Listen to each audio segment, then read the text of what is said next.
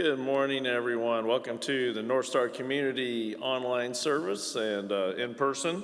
And so glad to have you. Today we're going to talk about the law of human gravity. And my subtitle, I really debated whether to say the law of human gravity or talk about prolonging the inevitable, but we'll call it law of human gravity. So someone comes to me and says, Craig, if you don't stop doing all these destructive things, you're going to lose your job. Craig, if you don't stop doing all these destructive things, you're going to lose your family. Craig, if you don't stop doing all these destructive things, you're going to lose your job. If you don't stop doing all these destructive things, you're going to die. And we sit there, and we know this because, again, I assume if you're watching this or here, you understand recovery at some level, or you're hoping to understand it, which means that your hurts, habits, and hang-ups are too strong. So we all sit there, and the number of times we've heard that one from people, right? And we sit there and we go, "Yeah, I'm gonna stop. Yeah, I'm gonna stop." So the law of human gravity is important to understand. There's a series of novels called the Patrick Melrose novels, and it's written by, I think, St. Alban is his name, and it's supposedly semi-biographical. So I'm not saying you'd love them, but if you want to understand addictive thinking, this book is full of addictive thinking comments. And Patrick Melrose, of course, came from a very destructive, dysfunctional household as a child. But one of his quotes is, he goes, "I have decided to stop using. It's destroying my life. I'm going to stop drinking. I'm going to give up the drugs. I'm going to do all these things. I'm going to spend the next 30 days working on it." And that is just such a classic addictive thinking statement. You know, we're going to do it. We know we need to do it, but it's just so hard to do. So the law of human gravity, and the reason why I put prolonging the inevitable is, if you're the parents, siblings, friends of an addict, how many times have you pleaded with them to stop? How many times have you said something to them about how they're destroying their lives? Or for us, the people using in some way, we hear it all the time. You're destroying your life, but you can't stop. Well, of course, if you've been here at all with us, a lot of what drives this is our self-loathing of ourselves, our hatred for ourselves, the view of ourselves as that not only do we do dumb things, we ourselves are a mistake. It's hard for us to look upon ourselves with any kind of satisfaction or confidence. And so we tend to live our lives very destructively in so many ways. And, we talk about all the time about how addiction, we break it into 3 categories. We talk about substances, compulsive behaviors, and people. Anytime that we do those things at excessive levels, what we're doing is we're trying to avoid the pain of how we see ourselves. So I'm going to read the woman at the well, which is in John 4. So what's important here, I think people sometimes don't get, is that this really is the first time Jesus tells anyone that he's the Messiah. I think that's critical, because the woman at the well is someone who is not in recovery but probably should be. So she's not an avid church goer. She's not walking around reciting the 10 Commandments, and she's not, walking around with her prayer beads, and she's not, telling everybody else to do better and love God and all that stuff. She's surviving at best. So we have to understand that Jesus is in Samaria, and just so you know, the Samaritans and the Jews despised each other back then. There's not very many left now. I think there's under 1,000 or so left, but they despised each other. And because it's kind of a long history of stuff, the Jews saw them as people who turned their back on their religion. Of course, the Samaritans believed the Jews were just, so high and mighty they weren't easy to deal with either. So it was just a tough time. And the fact that they're even in Samaria is significant. And so Jesus goes to a well, and there was a woman there. So we call her the Samaritan woman, right? Or the woman at the well. And so he says to her, would you give me some water? And his disciples had left him to go into town to get lunch. And she goes, startled, she looks at him and goes, how come you, a Jew, are asking me, a Samaritan woman, for a drink? So in those days, they didn't talk to each other. Even more so, a man talking to a woman by himself.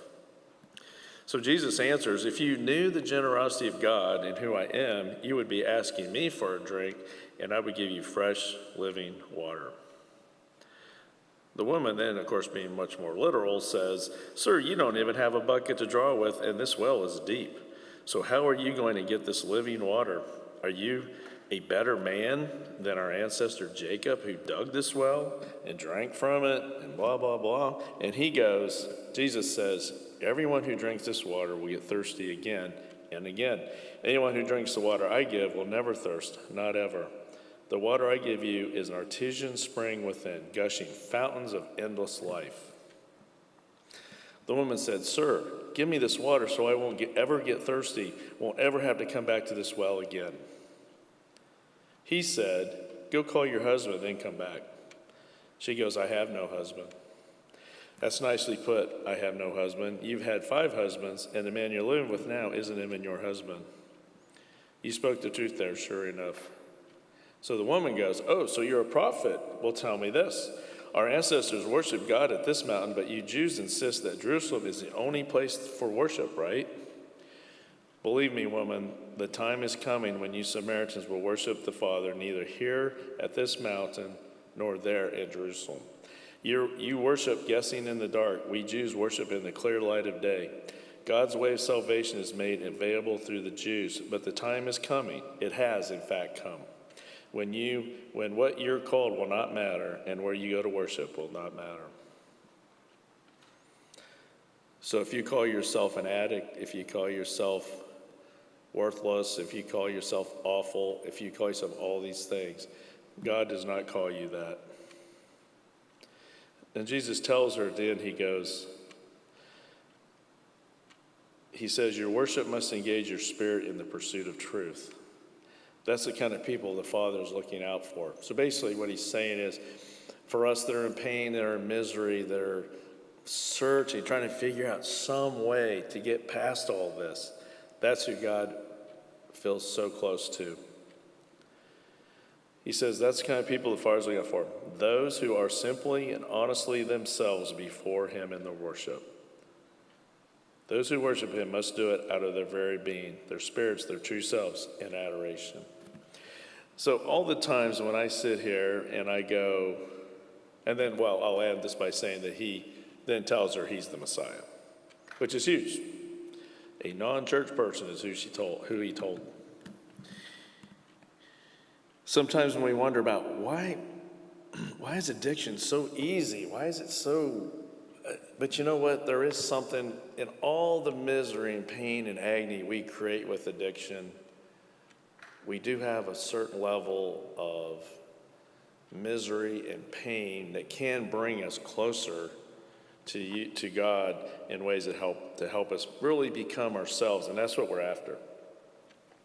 So the law of human gravity basically is this. We always gravitate toward the path of least resistance, no matter what that is. So when someone says to me, if you don't stop doing these things, you're going to destroy your life.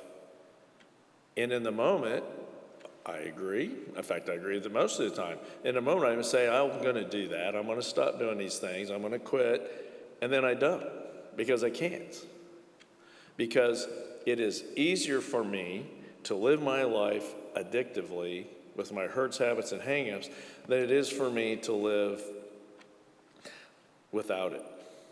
The number of people who I know they want to quit, they want to stop, they know it's killing them, they know it's destroying their lives, they know they're hurting other people, they want to quit in every way, but they simply can't. And that's why I think recovery is so important for us, is we understand trying to understand what drives that. Why do we feel so bad about ourselves that we can't live in the moment clean? Why do we have to do something? Why do I need to get on social media for 5 hours to get by? Why do I need to get online and look at pornography to get by? Why do I need to buy something on Amazon just so I can get through the day? Why do I need to use alcohol? Why do I need to use cocaine? Whatever it is. Why do I need to get stuck in dysfunctional relationships over and over again? What's wrong with us? Why am I so bad? Why can't I do this? And the problem is that we have the problem of the fact that we loathe ourselves so much because of all the things we've done, all the things we're doing. The thought of living without something is really tough. You know, we use the definition of habitual behavior to avoid pain. That's one of the definitions we use for alcohol or addiction, and it's so true. And that's why it's understandable why we do these things. Our lives are such a wreck, and we just despise ourselves so much. And because we despise ourselves so much, we tend to despise others. We tend to resent others. We don't trust others, and we oftentimes put our trust in the people who are messed up too. So it's hard for us to find the right people to overcome these things we do that keep destroying our lives.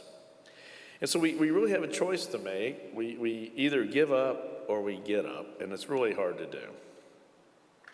The problem is, for us to get healthier, we got to stop. Well, we're asking us to stop doing things that are the only thing that helps us get through. Yeah, that's pretty tough.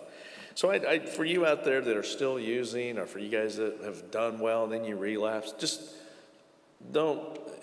remember the grace in this, that we all are going to stumble, we're all going to relapse, we're all going to do things we don't need to because we're addicted. But just remember this, God always forgives us. God does not keep score. God isn't up there holding things you've done against you. So the law of human gravity, I got this from Dr. Tversky's book, Addictive Thinking, which I do highly recommend to everybody. So this is his quote here. A law of human behavior that appears as absolute as a law of gravity might well be called the law of human gravity. A person will gravitate from a condition that appears to be one of lesser distress to a condition that appears to be one of lesser distress, and never in the reversed order. Appears to be one of greater distress to a condition that appears to be one of lesser distress. So if you have their families, friends, relatives, whatever you are, and you're so broken by someone you love dearly who's addictive, it doesn't do you any good to say things like, you know you're gonna die. You know you're ruining people's lives around you. You're destroying your children. Whatever it is you're saying, you can stop because it's not going to matter. It doesn't change anything. What we have to do is we have to figure out what's that combination that will get us to stop. And we know, if you've been listening at all, you know the big picture answer is pain. When the pain of using becomes greater than the pain of not using, that's when we stop. But boy, that's easier said than done. And the problem is for us as family, and this is why I almost call this prolonging the inevitable, for us that are family members and friends, when we see the pain of these people, we see them like we get the calls of, I'm homeless, or I'm going to be killed if I don't pay this debt, or all these things. We so much want to help because we think maybe they'll get it this time. The problem is every time we step in, every time we help, all we're doing is prolonging the inevitable. We're well-meaning, we're doing it out of love, well, a little out of addiction too. Because let's be honest, for all of us that are enmeshed with someone who's addicted, we are addicted to that person and all the things they're doing. But we want to create fail-safes for them. We think this time they're going to get it. We think, I'm not going to give them money. How many times I heard this one? I'm not going to give them money, but I'll buy them groceries, right? So I'm going to do that. Well, you know what? All you're doing is prolonging the inevitable. Without intervention, addiction will take its course. And I'm not telling you it's pretty. I'm not telling you it's easy. But the only way for an addict to change their perception, to get to that critical moment where they say, you know what, it's more painful to use than not to use, is when we stop intervening, when we stop helping, when we start stepping in, when we start saying, this is the last time and I mean it, right? I tell people, if you're dealing with an addictive loved one, block them, don't talk to them, nothing good's going to happen. I always love to ask the question. I always say, because they'll tell me, I've been texting them or I've been calling them, and I go, when was the last time that you had a conversation with this addicted person that you felt better than you did before they called? How many of you have major stress when one of them calls you? Because all we're doing is we think this time we're going to fix them. This time we're going to really help them. This time they're going to hear us. And the fact is, all we're doing is prolonging the inevitable. We have to accept the law of human gravity. The law of human gravity, again, is it's got to be more difficult to be addicted than not to be addicted. And for us that understand recovery and understand addiction, we know some of us have some really deep rock bottoms. But they've got to find, as an addict, we've got to find rewards for abstinence. We've got to find ways where we can find rewards that will make it better to not use than to use. If you were sitting here right now, I'd ask you, what are or have been the rewards of abstinence for you? Those moments where you've had some clarity, where you've been able to stop. Or for you that are family members, what have been the rewards of you not helping? And what have been the reasons for you not to stop? What are those reasons why you don't stop? Now, I want to make sure you hear me. I understand when we become physiologically addicted, it changes things a little bit. But the fact is, we still got to stop. And we can't stop by ourselves. The only way we can stop is when the winning combination is a combination of rock bottom experiences, increased awareness, and some realistic anticipations to the benefits that abstinence can bring to us. I always talk about how when I talk to people individually, and I'll say, you know, you're not so bad. People can't hold eye contact with me because we think we are so bad. We really do. But you're not that bad. Trust me, you're not. If you could just understand that right now that you're not that unique. You are not the only one suffering. You're not the only one that's using. You're not the only one that's creating all this havoc in your life, and you can't stop. Once you start hearing that, then you can do something about it. And families, quit hiding, quit denying. Own the fact you have an addicted loved one. Because I'm going to tell you, once you start telling people, you're going to find out, for better or for worse, that about every family I know of has someone. Excuse me. So the two statements we have to keep reminding ourselves of. One is, one day at a time, which is so important. I used to think it was such a cliche statement. I go, okay, one day at a time, whatever. But it is important. If I'm addicted, if I say, I can tell you right now, if you ever come to me and say, I am never going to use the rest of my life, I've learned my lesson, I'm moving on, I know immediately you're going to be using again. If you come to me and say, I don't think I can make it, but I made it, I'm going to make it through today, you have a much greater chance. And then the other quote that I think is so important is, we are sick as our secrets. That's for all you that are addicted to an addicted person that you probably don't realize you are. So let's think about, what does that mean to be addicted to someone? That means that you are focused on a person and you're obsessed with their behaviors. Have they drank today? Where'd they go? Are they out there seeing that person? Are they doing all these destructive things? We need to try to find them. Let's see if we can find them. I want to text them. I want to call them. I want to see what's going on. How come they didn't text back? What's going on? That's called addiction to people. And it doesn't work, so don't think it does. What does work is when I no longer have anything to fall back on. The only thing I know is the pain of addiction and hopefully some awareness that I'm not unique and I can talk to other people. I've often read Mary Pickford's quote, but I really do like it. And it's a sad quote in the fact that Mary Pickford ended up dying from alcoholism. But she, back in the early, I think 20s, maybe even a little before that, she was one of the early movie stars. And she was a wild one, stuff I've read about her.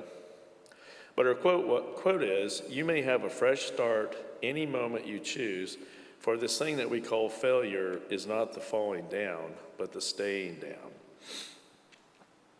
So I say to you today, don't let your shame, don't let your perfectionism, don't let all that negative validations you have about yourself keep you down. Get back up today. If you fall tomorrow, get back up the next day. And get yourself with other people. Find a place where you can see what you're doing. Tversky writes, he says, "We can better understand and more readily see our addictive behaviors when we are with other people sharing similar stuff. In the safe confines of fellowship meetings, we truly can begin to dismantle our walls. Maybe first with our family and friends, and then with society as well."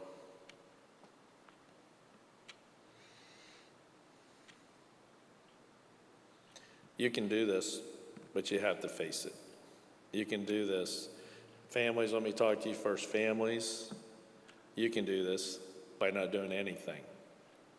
Just keep remembering, every time you intervene, you're prolonging the inevitable. I know it sounds a bit cold, but and you have every reason to be horrified about what your loved one's doing once they become addicted, because there's so many destructive behaviors. But the bottom line is, and this is cold, but you're not getting called by them if it's an emergency. It will be the sheriff's department. It will be the hospital. You don't have to take their calls. When you take calls from someone who is addicted, nothing good happens. Text them, tell them you love them if you need to do something. Don't participate in conversations with them. Don't get in texting wars with them. They're not hearing you. They're trying to manipulate you. Later, when they become aware and cleaner, hopefully working on things, then you reunite. Just keep telling yourself, the way I like to word it is, the more you love them, you can substitute for help. The more you help them, the more you hurt them. The best way to love them is to step away. I know it's hard. I don't expect you to do it, but at least think about it. At least do it less. For you that are addicted, that you just cannot stop, you are destroying your life, you know you are, just today, try to stop. Just today. And as Craig Ferguson, the comedian, if you've ever seen his talk on his alcoholism, you should go see it. It's really good. But like he said, you know, there is this place you can go, and it starts with the letter A.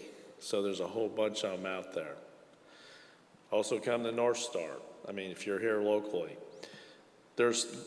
Once you get to a support group, you're going to find out you're not that unique in the right ways. Most addicts, you kind of do the same things. You lie, you hide, you overuse, you withdraw, you break your values, you don't do things, you feel terrible about yourself. You're trying to hide the pain of your childhood and everything with it. Once you get around other people who have been there with you, life gets better. So I'm going to close with the 12 promises of AA. If we are painstaking about this phase of our development, we will be amazed before we are halfway through. So I will say, at North Star, we have people coming who are experiencing life in ways they never thought possible. Sure, we all have our relapses. We do dumb things. But on the whole, we're starting to see some of this. This is 12 promises if you commit to recovery. We are going to know a new freedom and a new happiness. Let's be honest, us that are addicted, you don't even know what happiness means. We will not regret the past, nor wish to shut the door on it. We will comprehend the word serenity. We will know peace. How's that sound? No matter how far down the scale we have gone, we will see our experience can benefit others. That feeling of uselessness and self-pity will disappear. Did you hear that one? The feeling of uselessness and self-pity will disappear. We will lose interest in selfish things and gain interest in our fellows. The world doesn't revolve around you all the time. Self-seeking will slip away. Our whole attitude and outlook on life will change. Fear of people and economic insecurity will leave us. We will intuitively know how to handle situations which used to baffle us. We will suddenly realize that God is doing for us what we could not do for ourselves. This is what they finished with this on this. They go, are these extravagant promises? We think not. They are being fulfilled among us, sometimes quickly, sometimes slowly. They will always materialize if we work for them.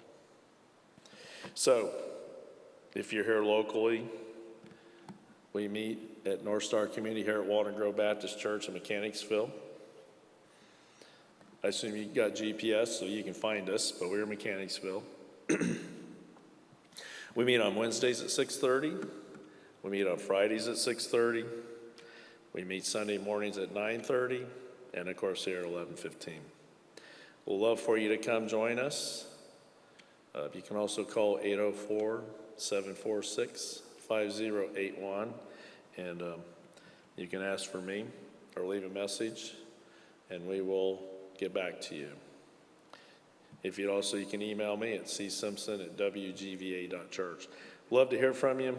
Stop hiding, stop blaming, stop shaming, stop beating yourself up, or actually maybe go hit rock bottom somewhere. Feel the pain. Become aware you're not alone. There are other people out there who know what you're going through, and you can have the 12 promises. So we always close the North Star community with the prayer of serenity, and so I'd like to do that today, and I thank you all for joining us, and have a great week. God, grant me the serenity to accept the things I cannot change, courage to change the things I can, and wisdom to know the difference. Living one day at a time, enjoying one moment at a time, accepting hardships as a pathway to peace. Taking, as Jesus did, the sinful world as it is, not as I would have it. Trusting that Jesus will make all things right if I surrender to his will, that I may be reasonably happy in this life and supremely happy with him forever in the next. Amen. Thank you for joining today.